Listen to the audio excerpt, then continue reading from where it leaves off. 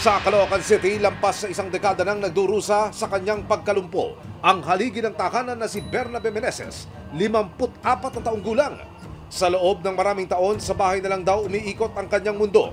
Ang rason sa likod ng kanyang kapansanan, isang krimeng nangyari noong September 2014. Namatay yung pamangkin ko dyan, binurol sa barangay. Lasing yung barangay tanod, humihingi po ng lagay. Nag-aasikaso po ng sakla, yung malilikom na pera. Inaasikaso ko po kasi nga po, kulang na po kami sa financial. Sa gitna ng pagiging abala ni Tatay Bernabe na makalikom ng pera para sa namayapang pamangkin, lumapit daw ang isang barangay tanod sa kanya. Yung dalawang 2 games daw na balls, gusto kanya mapupunta. Sabi naman ng kasama ko, kulang na sa financial yung mga tao, hinga mo pa.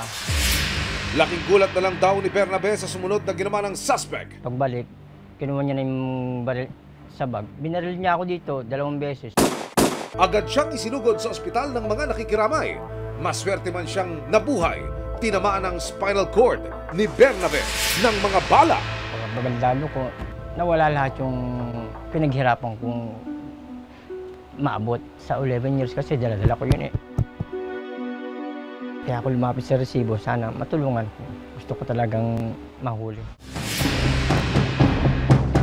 Dahil lang daw sa lagay na hiling ng isang tanod na hindi pinagbigyan, nagbago ang buhay ni Bernabe sa isang iglap. May anxiety po kasi ako eh. Kasi sigaw ako na sigaw para akong nasisiraan ng ulo. Gusto kong maglakad, gusto kong gumala.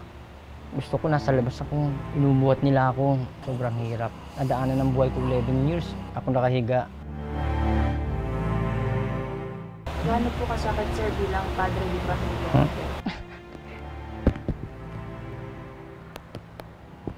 Siyempre, ikaw yung inaasahan tapos bigla kang mawala ng silbi. Sobrang hirap.